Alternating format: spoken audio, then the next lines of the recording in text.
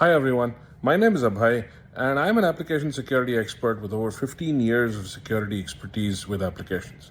Now today I had on Twitter there was this trending topic which was, are you storing JWTs or JSON Web Tokens in local storage? If you are, you should stop immediately. And there was a heated debate, a bunch of people talking about different places and the benefits and non-benefits of storing JWT in local storage, in session storage, as cookies. There are multiple discussions around this, multiple takes, and seems to have lit up at least the AppSec community on Twitter, X, whatever you want to call it. Now here's my take on this, and this is also based on Tiberius's take, which is quite a well-reasoned take, and I recommend you check this out as well. So with JWTs, you are basically dealt with three potential places where you can do or you can store a JWT. One is as a cookie, one is in local storage, and one is in session storage. Now let's quickly look at the differences and some advantages and disadvantages of all these things. Now right off the bat, let me tell you that there are some security downsides and upsides to everything, right? There are some security downsides and upsides to everything. It really depends. So the answer right off the bat is that it really depends. But let's delve into this a little bit more. First, let's talk about JWTs as a cookie. Now, if you're using JWT as cookies, you're basically dealing with submitting it. The browser automatically submits the token on every single request as part of your session ID or your cookie, and your application basically uses that as your cookie and basically understands that as your cookie, right? So this is being done automatically by the browser. Now you can add HTTP only, you can add the secure flag, you can add same site, you can do all of that stuff to ensure that it is as secure as possible. However, and this is a good model, there's nothing particularly wrong with this, but there is a potential that somebody can, even if you use HTTP only, JavaScript may not be able to gain access to it, but let's say you have a CSRF bug, then your JWT becomes vulnerable to CSRF. Your application becomes vulnerable to CSRF because of your JWT.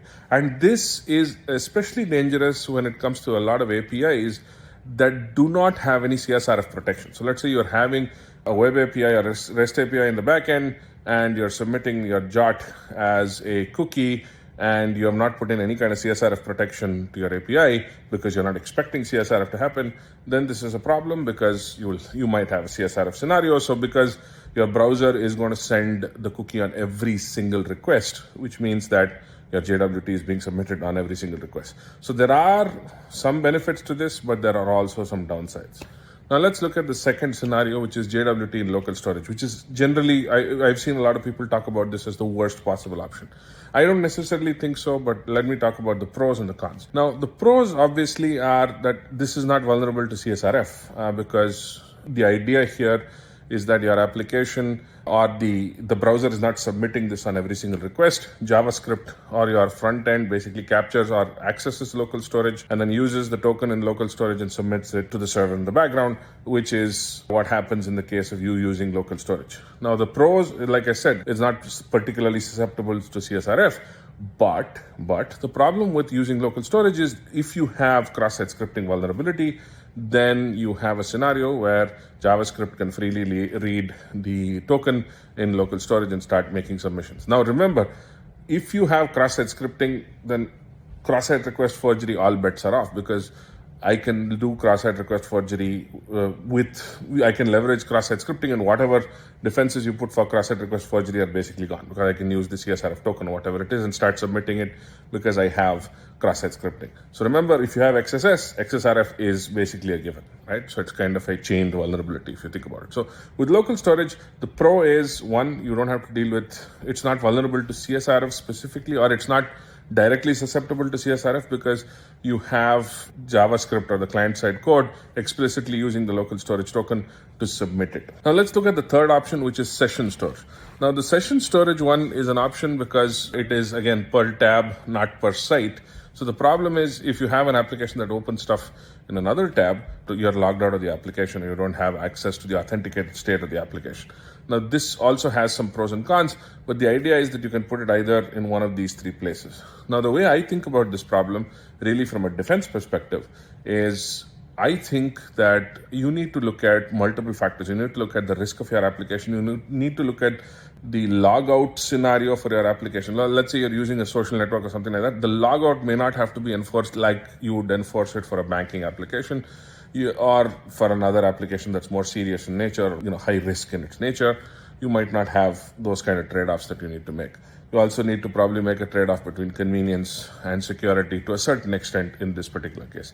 The second thing, and I think the most important thing when it comes to JWT, is where is your application vulnerable to cross-site scripting? And I think the biggest focus in your application should be given to the fact that you should try and ensure that your application doesn't have cross-site scripting vulnerabilities, because that happens, all bets are off, right? If it's in cookies, if it's in session, if it's in, with cookies, it's a little bit more secure, but then it doesn't matter, because I can start submitting stuff through XSRF without having to leverage typical XSS style attacks.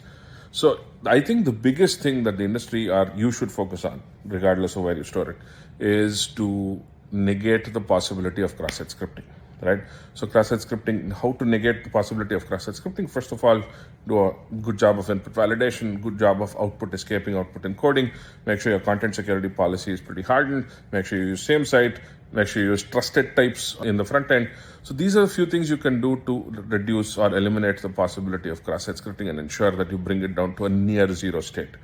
I would say that focus on this rather than too much focus on where you're storing the token. That's my take on the whole JWT and where to store it situation.